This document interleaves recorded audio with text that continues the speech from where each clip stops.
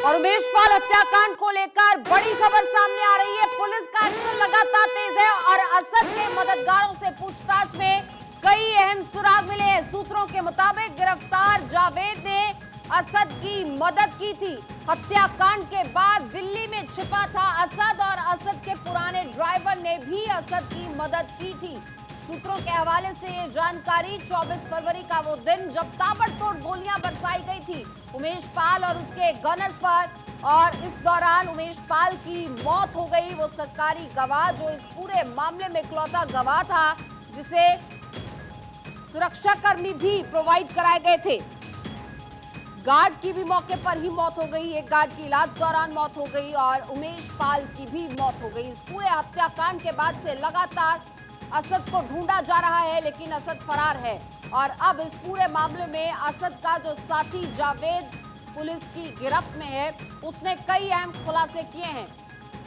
अवनीश विद्यार्थी हमारे सहयोगी हमारे साथ जुड़ चुके हैं। अवनीश, आपसे यही जानना चाहूंगी कि क्या कुछ खुलासे जावेद ने किए हैं, क्या कुछ अहम क्लूज मिले हैं असद के बारे में? ये कई तरह की जानकारियां यूपी पुलिस को, यूपी एसटीएफ को मिली है इस मामले पर।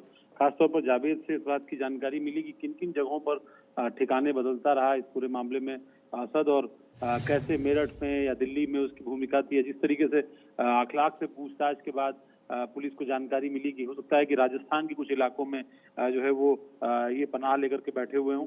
तमाम जगहों पर छापेमारी चल रही है, लेकिन जो नेटवर्क था अतीक अहमद का, उसके गैंग का, उस नेटवर्क की आप गहराई देखिए किस तरीके से वो लगातार पिछले लंबे समय से वारदात को अंजाम देने के बाद से लगातार फरार हैं। एक भी शूटर अभी पुलिस के हाथ नहीं आया। हाँ, ये बात सही है कि दूसरे जो मददगार थे वो जरूर बेनकाब हुए हैं। वो चाहे शाइस्ता परवीन जो अतीक अहमद की पत्नी थी, लगातार गैंग को किस तरह से ऑपरेट कर रही थी। घटना के एक दिन बाद से ही वो लगातार लापता है। उसको 50,000 रुपए का इनाम है। उसकी भाभी, उसकी अतीक अहमद की बहनें, सभी इस मामले में कहीं न कहीं अलग अलग भूमिका में संलिप्त है। जो सीसीटीवी फुटेज मेरठ से बरामद हुए उसमें भी पूरी भूमिका मिली। यहाँ तक कि जो असद का नौकर है उससे भी जो पूछताछ, ड्राइवर है, नौकर है, इन सब से भी जो पूछताछ हुई है उसमें भी काफी अहम खुलासे जो है वो हुए हैं। और उसी के आधार पर असद, गुड्डू मुस्लिम, गुलाम, तमाम सारे जिस तरह के अपराधी इस मामले में वांटेड है। 5 लाख। चलिए, आप नजर बनाए रखिएगा, अपडेट्स आपसे लेते रहेंगे। फिलहाल आपका बहुत शुक्रिया इस जानकारी के लिए।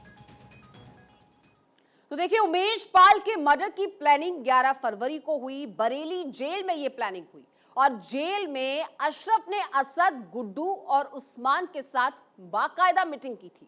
तो वहीं पुलिस ने दिल्ली से असद के 3 मददगारों को गिरफ्तार कर लिया है। तो अतीक की 2 भांजियों को भी आरोपी बनाया गया है। ये रिपोर्ट देखिए। बैरक में हुई थी बैठक, जेल में रचा गया खेल। अशरफ की मीटिंग में बनी थी सेटिंग। असद, अशरफ, उस्मान, गुड्डू की हुई थी मुलाकात। कैसे होगा मर्डर, प्लान पर हुई थी बात। उमेश पाल का मर्डर कैसे होगा, तारीख, समय, सब कुछ 13 दिन पहले तय हुआ था। प्लानिंग की जगह थी बरेली जेल, जहां अशरफ और असद ने शूटर्स के साथ मीटिंग की थी। बरेली जेल में ही बैठकर अशरफ ने पूरा प्लान सेट किया था। जेल में अशरफ खुलेआम अपने लोगों से मिल रहा था। उमेश की हत्या के बाद पुलिस ने कड़ी से कड़ी जोड़ी तो मालूम पड़ा कि गुर्गों से मुलाकात कराने के लिए अशरफ अफसरों को महंगे गिफ्ट और रुपए दे रहा था। इस मामले में अशरफ के अलावा जेल अधिकारियों पर भी मुकदमा दर्ज किया गया। 7 मार्च को बरेली पुलिस ने एक सिपाही समेत कैंटीन में काम करने वाले 2 लोगों को गिरफ्तार किया था। साथ ही बरेली जेल के जेलर, डेप्यूटी जेलर समेत 5 को सस्पेंड कर दिया। 3 महीने पहले ट्रांसफर होकर पीलीभीत जेल आए एक सिपाही को भी गिरफ्तार किया गया। पुलिस की जांच में पता चला कि ये सभी वीआईपी लाउंज में अशरफ और उसके गुर्गों की मुलाकात करवा रही थी। वीआईपी लाउंज की पर्ची भी नहीं कटाई जा रही थी। साथ ही अशरफ को बात करने के लिए मोबाइल भी देते थे। इन्हीं सब पर रोक न लगा पाने की वजह से बरेली सेंट्रल जेल के सीनियर सुपरिटेंडेंट राजीव शुक्ला को निलंबित कर दिया गया। अतीक की 2 भांजियों पर भी केस दर्ज। असद की तलाश में दिल्ली में छापेमारी। दिल्ली में 3 लोगों ने की असद की मदद। शाइस्ता परवीन की भी तलाश तेज। जेलों में अतीक और अशरफ की बादशाहत की कहानी नई नहीं है, बल्कि ये जिस भी जेल में रहते हैं वहां इनका राज चला करता था।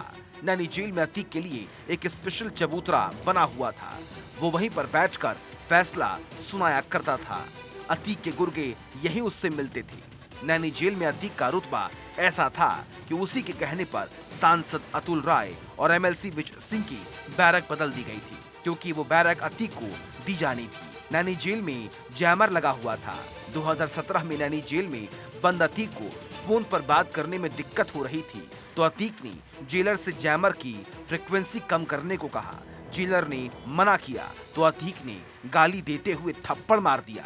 लेकिन 2017 के बाद यूपी में योगी की सरकार आने के बाद अतीक की सारी हेकड़ी निकल गई और यूपी में माफिया राज की कमर को योगी ने तोड़ दिया। योगी ने गोरखपुर से एक बार माफिया राज को मिटा देने की बात दोहरा दी। और कानून व्यवस्था के लिए तो कहना ही क्या है। जो लोग पहले उत्तर प्रदेश की कानून व्यवस्था को दता बताते थे, आज आप देख रहे होंगे उनके सामने स्वयं के जान के लाले पड़ रहे हैं। जब कोर्ट उन्हें सजा सुनाती है तो उनकी पैंटें भी गीली होती हुई देखती है जनता। उमेश पाल के मर्डर से 13 दिन पहले हत्याकांड में शामिल शूटर अशरफ से मिलने बरेली सेंट्रल जेल गए थे। पुलिस की जांच में ये बात पता चली है। अशरफ 11 जुलाई 2020 से अब तक बरेली जेल में ही बंद है।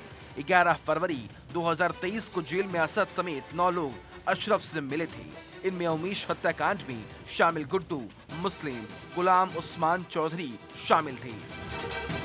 Bureau report, Bharat 24।